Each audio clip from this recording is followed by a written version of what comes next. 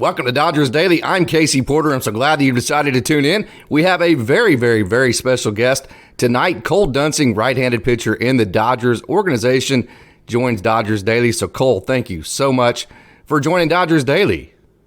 Yeah, thanks for having me on. Okay, awesome. We're going to tell your story, and I love your story. It's got one of the coolest things that I've ever heard of. We'll get to that later. So I kind of wanted to tease that, but I wanted to start with a little bit of a light moment. I've been to Kansas City a million different times, been to Kauffman Stadium, and I know that, there's great gambling at the casinos there in Kansas City, but there's also great ribs. So I've got to ask somebody who grew up in Kansas City. I love ribs.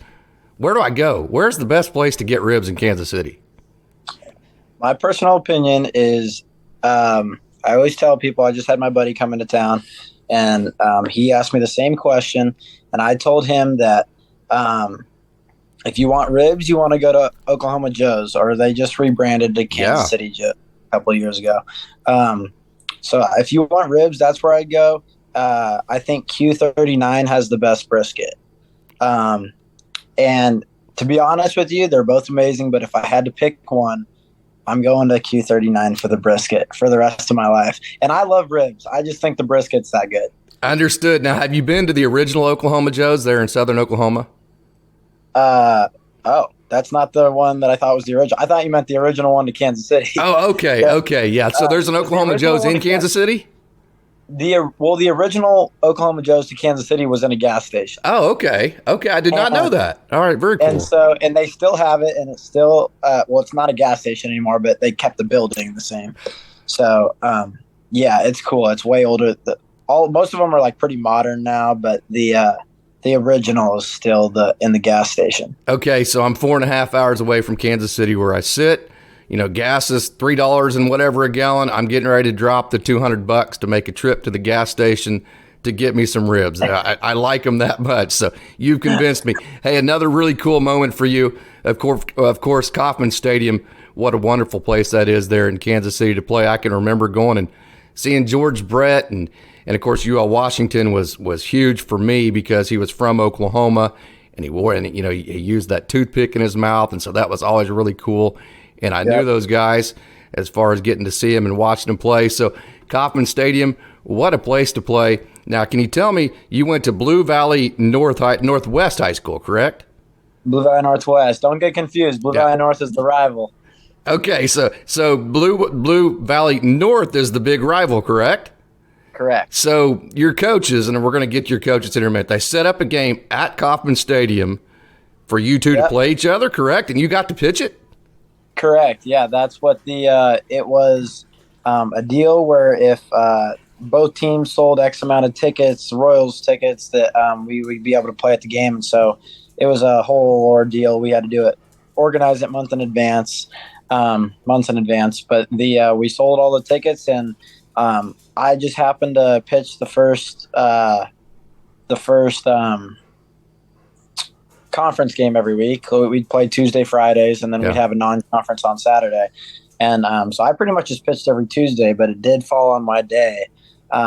So it was cool.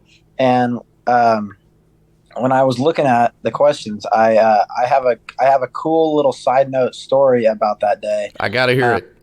And then it goes a couple of years over. It's a cool stat. First of all, in that game, I believe the game that I pitched, we won 8-0. And one of my best friends that I went to high school with, he's my locker neighbor. We were best friends growing up, and he hit a home run at Kauffman that day. Oh, really? Did he hit it in the waterfalls in center field? No, he hit it in the bullpen in left field. Oh, okay. Like right in front of the Hall of Fame. Okay. And, but it was really cool because all of our friends came to the game, and it was kind of like all the North fans on one side and all our fans on one side. And it was very cool because North and us obviously had some rival history. Oh, yeah. But that was my senior year. We had it all built up because I also played basketball, and North was also a good basketball school. And we had a lot of good stories from basketball, and so it was always fun to meet them on the baseball field because I felt I had the upper hand there. Where basketball, they got us a couple times. Yeah. So, but the good story starts with that day. I thought because it was the Kaufman game that it would kind of just be one of those like I'm going to try and get everybody the experience kind of thing. But you played for Coach Lang. That wasn't happening, by the way. we wanted to win. We wanted to win, and it was the rivalry game.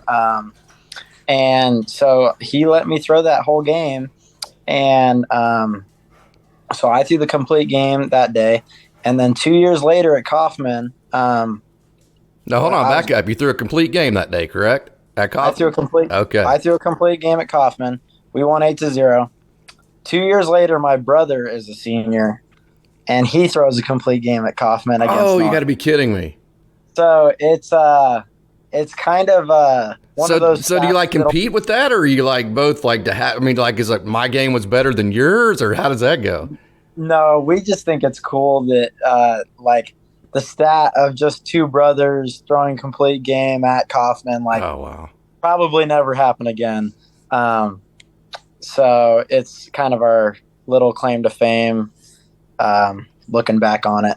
So your head coach, you mentioned him, he let you go 7 innings, Coach Lang. He retired in 2018 after 15 years. And, you know, just kind of researching the style of coach he is, of course, that's important to me because I've been in the coaching industry for so long. He's very similar to the way that the Dodgers do it in the sense that very demanding as far as you have to get your work done and here's the work that you have to do, but then also allows you to be yourself and gives you the space to go ahead and do it in the way that's best for you. Would that be correct about Coach Lang? That is very correct. He coaches his team on hard work and accountability and passion. Coaches with a lot of passion, and he loves doing it. And I still talk to Coach Lang all the time. I help coach his kids a little bit, and so I still see him around all the time and that kind of thing. But Coach Lang built all those teams on hard work, and he believed that the seniors and the upperclassmen should be building the foundation for the younger guys. And so that's kind of the culture that he tried to create, and I think he did a really good job. But yeah, especially with my group, my class, same kind of thing. We were all kind of on varsity as sophomores, and we kind of got to learn from the upperclassmen. We had a good group of upperclassmen, and then after that, I think we gained the trust of Coach Lang, and he kind of let us do our thing. He let us. He knew that we were hard workers, and he knew that we were going to get our work done. And so he was just there as a helper to do whatever we wanted. If we wanted to hit 500 balls of batting practice, he would throw them. If we wanted to take 1,000 ground balls, he'd hit them. It was always kind of like you said, that he always gave us some freedom. So it was always like we had a structured deal going on with the team for a portion of practice, and then it would break off into, okay, this guy needs to work on his command or whatever. So he'll throw bullpen, but this guy might need to like work on his swing a little bit more. So he would let that guy go do his thing. And it definitely gave everybody the freedom to work on the things that they needed to work on. And I think that helped everybody, honestly. It was super cool for me because Coach Lang kind of gave me the reins. Yeah. Once I got to my senior year, and I was kind of working with all the pitchers a little bit, but not necessarily like hands-on working with them, but we were just kind of like all doing our pitching stuff together. And I think just in that kind of environment that can breed some pretty good development, and it's fun. Yeah, no doubt. Obviously, you liked it a lot because you're a 2-time All-Stater.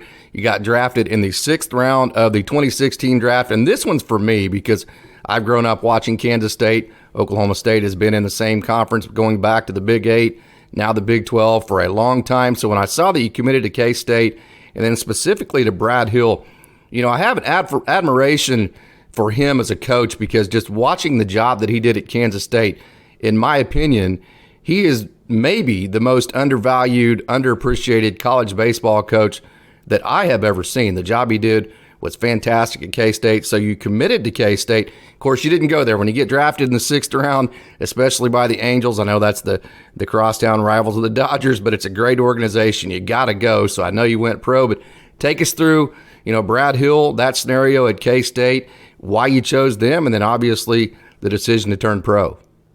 Yeah. It was a very cool situation because all those traits that I characterize Coach Lang as, Brad Hill has some of those traits as far as hard work and accountability and all those types of things. Brad Hill loved to work his pitching staff very hard and toughen them up and that kind of thing. And that I liked that when I went on my recruiting trips. I liked hearing that. I think that mental toughness is just like kind of an undervalued stat sometimes when people are just looking at your fastball velocity and that kind of thing. I think the stat that you can't really measure is the heart and the guy that you want on the mound in that game. And he might not even have the best stuff, but he's the gamer. And I thought Brad Hill had quite a few of those and pumped up quite a few of those guys out. And like you said, K-State was certainly not one of the biggest schools in the Big 12, especially at the time, but he did catch a couple Big 12 championships. So he certainly taught some guys how to win. So well, and about the time you went there, I believe it was the exact year you went there, they won the Big 12 title in football, basketball, and baseball in the same year. Yeah, it was a good time to be a Wildcat, and we had from my summer club baseball team that I was on at the time, I had 3 of my teammates already committed to K-State. Oh wow! So it was kind of when I got my offer, it was like, looking back on it, I wish I maybe should have milked the process a little bit more. It didn't end up mattering, but I thought it was going to be an absolute blast to go to K-State and play in the Big 12 with all my buddies that I had been playing ball with the last 4 or 5 years. So we all thought that was going to be super fun to go to K-State and try and win there together. Yeah, it definitely would have been. So you get drafted, like I said, 6th round. Obviously, you have to take that, and I love to hear these stories. Take us through draft day. I know it's exciting for you. Yeah, draft day was wild. To be honest, on the first day, I knew I wasn't getting taken the first day, but I had a couple buddies that were going, and so I just invited a couple of my high school teammates over, and I was like, "Hey guys, if you want to come over, it'd just be fun." We had 2 guys in our conference, Joey Wentz and Riley Pint. Riley Pint's in AAA with the Rockies right now, but he should be making his big league debut pretty soon too. And they were both going that day, and so we all spent the day together. But then the next day, I had a buddy that I grew up playing with. His name's Noni Williams. His dad coached us from the time we were 9 to the time we were 14. And so he's one of my best friends still to today. And so I just kind of called him up and was like, "Hey, what are you doing today for the draft?" And he was like, "I'm just hanging out at the house watching it with my family." And he invited my family over to his house to watch it together. And his draft story is also wild. So it was a whole house of a lot of moving parts. But after his whole situation settled down, he was drafted in the 3rd round. And we were all super happy. I actually cried when he got drafted. Oh, very nice. Which is, and I didn't even cry. And he cried when I got drafted, and I didn't cry when I got drafted. Vice versa. Yeah, and it was cool. But the crazy part about it was, so he went in the 3rd round, and so the only person I'm really communicating with is my agent and my area scout. And as soon as Noni had gotten taken in the 3rd round, he was like, "Are you guys taking Cole? Are you guys taking Cole?" Because I had heard things from them, and it was super cool because they called me right after the fourth round and were like, "Hey, we're taking you in the fifth." And I was like, awesome. And like, so we're still on pins and needles, but we thought it was going to happen. Me and him get to go to the same team together. And they drafted Connor Justice out of Georgia Tech, one of my other friends now. And it was like the life of the house just kind of like sucked out. We're like, Oh, what no. just what just happened? And they ended up calling me right afterwards, and they were like, "Sorry, like we didn't think he was going to fall to us. Like, you're our 6th-round pick." Yeah, And we're good. Yeah. and so I was like, "Yeah, okay, like I'll believe it when I actually hear my name." but the I did get to hear my name, and it was still to this day probably one of the best days of my life. And we got to celebrate together, and me and my buddy instantly went to the mall and bought Angels hats and gave them to the family. And Oh, wow.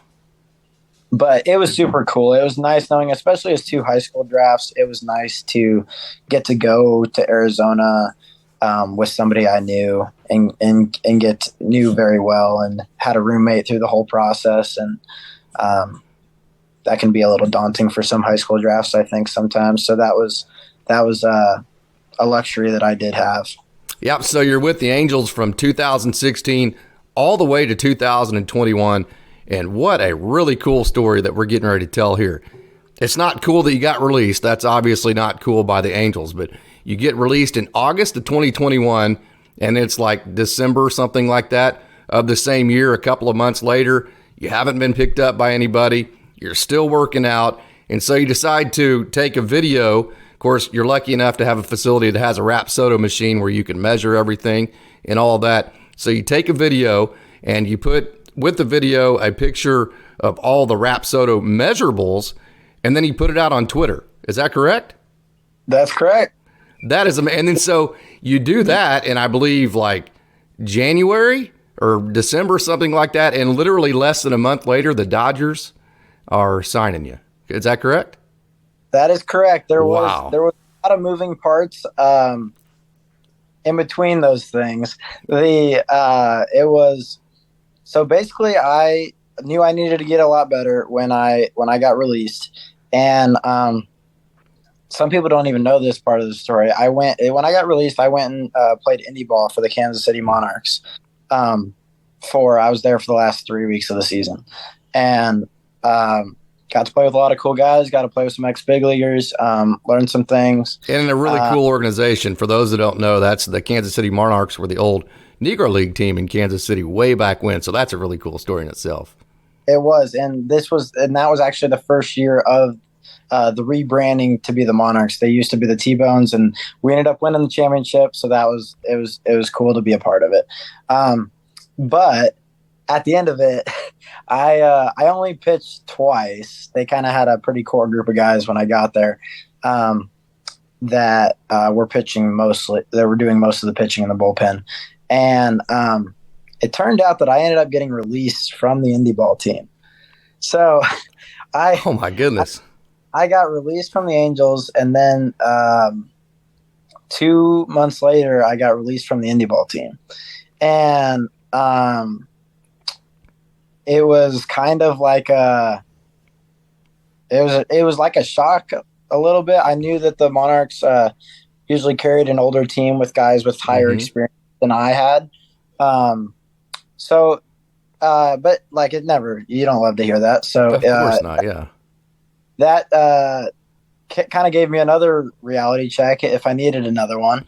And so then at that point I was like, all right, I clearly have some holes that I need to fill. I need to get better in several aspects of my game. So I really didn't take any time off. I really it was a long season, so I took maybe 10 days off of throwing and kind of reset a little bit back home.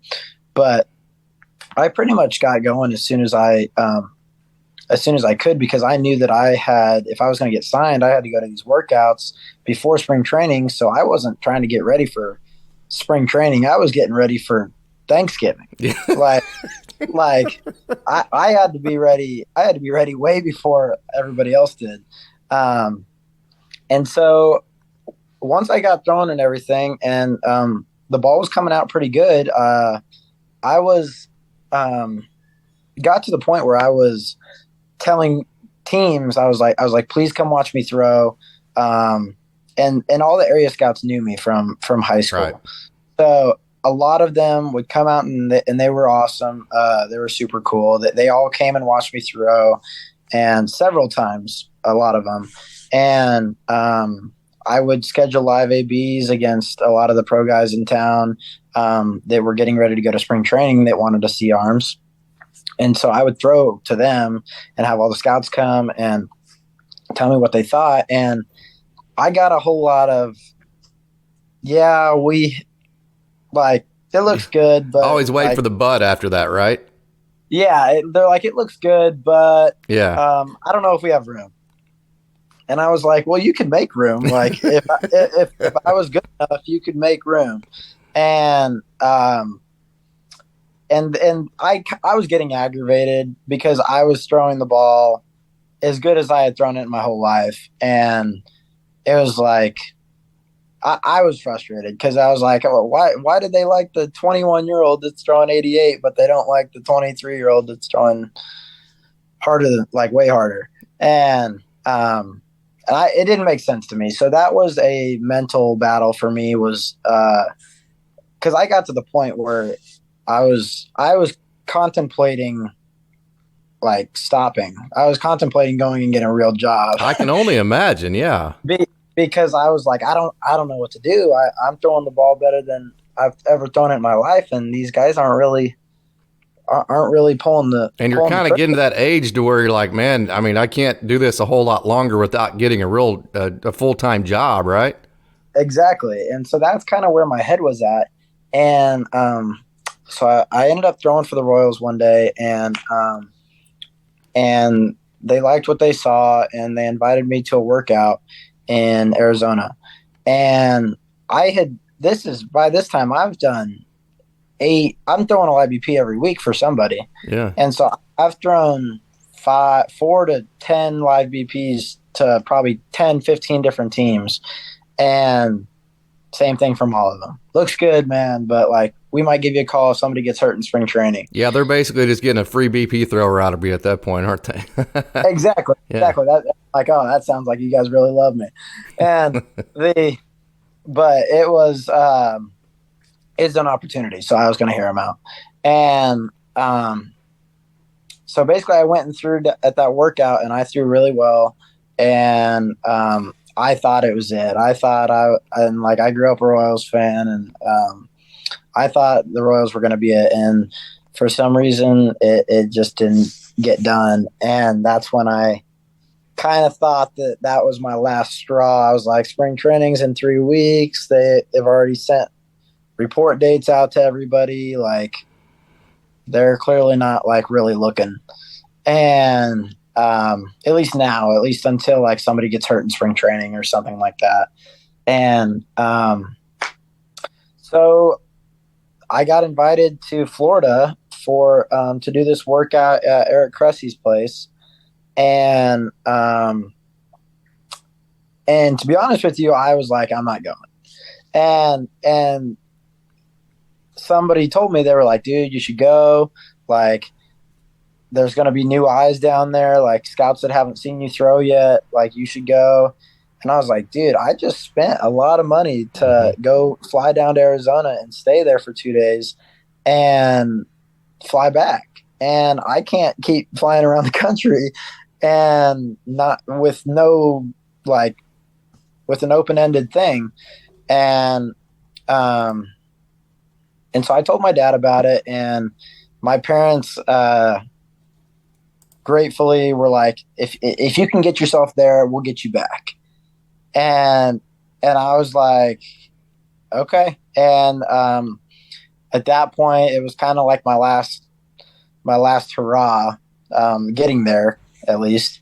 And so I ended up getting there, and it was a miracle I even got there because I left in a hailstorm out of Kansas City that day, and flew to Dallas, and then the Dallas airport got shut down as I was going to Florida.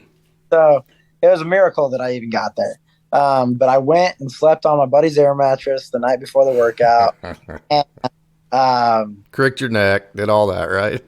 yeah, and got up early in the morning and went to the facility with him, and it was super cool because Verlander and Scherzer were the first ones that walked in the Oh, morning, cool.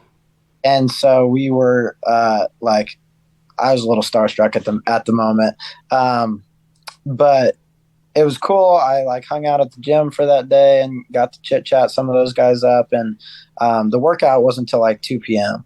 and ended up throwing like the best live BP bullpen thing in my life. And I thought I knew after the Royals workout, but I actually knew at the end of this one that I was going to get to play baseball this year, and that was very relieving and very exciting, obviously. And I had a couple different options, so I got to sift through that and kind of pick what was going to be my best fit. And when I called Rob Hill and the Dodgers, I really loved what I heard, and that's the one I ended up choosing. And I like couldn't have read a better script, honestly, for that whole like last 18 months. So yeah, and I'm super glad that when I did sign, I'm glad it was a 2-year deal. So I do get to come back this year because it was I learned a lot this year. So it was the first 3 months or so of the season, I would say I was really learning how my stuff played best and getting comfortable using it that way. A lot of four seams? A lot of four seams, yeah. A lot of four seams. And really the key for me was the cutter. At the beginning of the year, I wasn't throwing it very hard. So it was kind of just like a slow cut. It was a slider. Yeah. And so that was kind of learning how to use the combination of the cutter and the slider was good. So once I got the difference between the two, yeah, definitely, and starting to throw the cutter harder so that they were different pitches was huge for me. And I kind of got to the point where I kind of just liked throwing the cutter in the zone and the slider out of the zone. Yeah. And that was really what kind of worked best for me at the end of the year. And I'm glad I signed a 2-year deal because now I feel like I'm at a point where I can just kind of go out there and execute. It's not that I figured it out, but I am comfortable where I'm at with my stuff as far as obviously just refining small things, getting stronger, that kind of thing. But I don't feel like I have to reinvent the wheel like I did at some points in my career. So I am happy that I am at the point now where I can just feel like I can go out there and compete with the stuff that I have. So I'm really excited for this year. Sounds like, I got to talk to him about a week ago. Antonio Knowles, you sound like you're on the exact same path with him, the exact same, the route as far as the cutter and then the slider and the difference and then using the four seams up in the zone. So, you mentioned Rob Hill, he's first class. And of course, the developmental system in the Dodgers, it's second to none. I tell people that all the time. The culture is second to none. Rob Hill, he is fantastic, isn't he? He's fantastic. I met Rob for the first time 2019 when I went up to Driveline because I was in shambles at the time. And I needed some help. So I went up there and I met Rob for the first time there. And he made an impression on me. It was kind of funny because even after he got the job with the Dodgers and I was still an Angel, I was shooting Rob texts and shooting him video and asking for help on some certain things. So it was funny that he was the one calling me 2 years later when I was signing because it was like he remembered me and I remembered him, and it kind of just allowed us to get off on the right foot together. Perfect. And it helped the history that he already kind of knew something about me. So yeah, Rob's second to none. He does it the best, I think, and I really appreciate all the work that I get to do with him and what he does around the organization. Everybody gets excited when Rob comes to town. So. Yeah. And Dave is very creative, I know, as a pitching coach, and Austin Chubb, nobody is more prepared than he is, provides a great environment. So you had just a wonderful environment to grow in with the Loons, didn't you? I did, and it was the best environment that I've been in.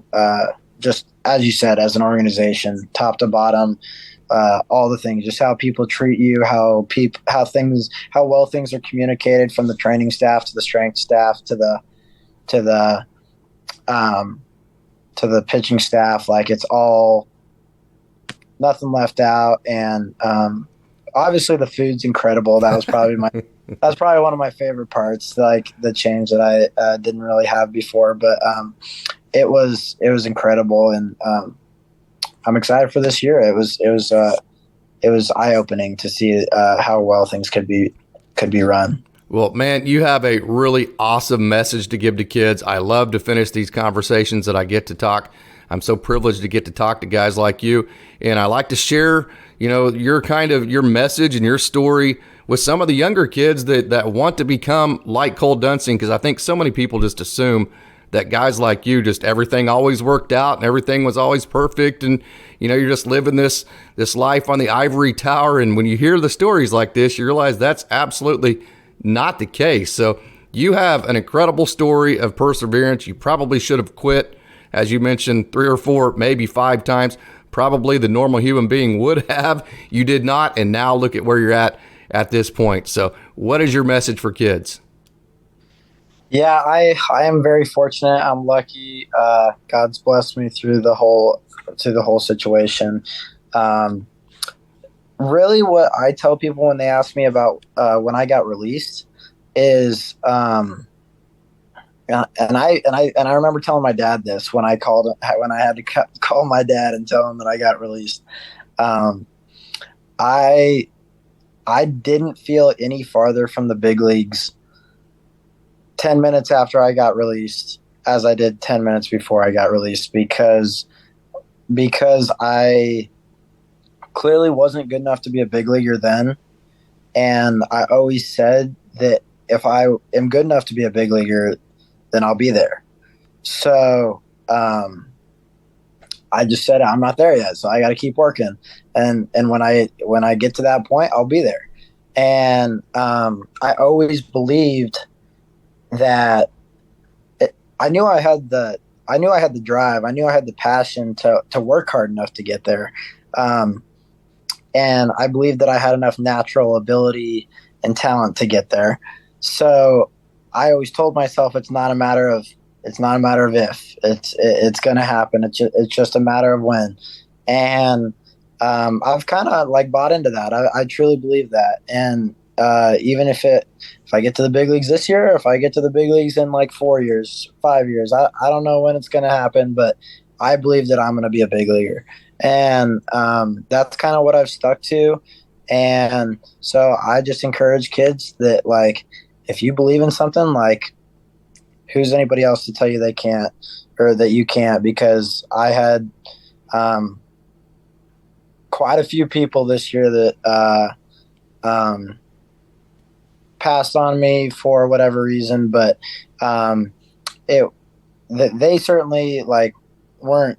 They didn't believe that, but it doesn't matter if they believe that I'm a big leaguer or not. Nobody's going to believe it if I don't believe it. So it was really cool that I did find somebody that believed that I could be a big leaguer. And one of the first things I heard when I got to the Dodgers organization that I thought was really cool is they always said that everybody here is a big leaguer until you prove to us that you're not. And I thought that was super cool, because I kind of felt like a lot of times in the minor leagues and any other org, it could be you're a minor leaguer until you're not. And so I thought that was super cool. One of my first days there, I heard that. I was like, that's cool. That's why the culture here is it is what it is, because everybody here believes that they're going to make it, and everybody here is working towards that goal. And so, yeah, that's a big reason why I've really enjoyed my time so far. I've got to say, Cole, the village of people that helped you grow up and developed what I call that humble confidence that you carry yourself with. Amazing job just listening to you talk. Just the humbleness, but yet the belief in yourself and the confidence, the combination of those two, very, very, very impressive. So Cole Duensing, thank you so much for joining Dodgers Daily. Yeah, thank you very much for having me on. I appreciate it.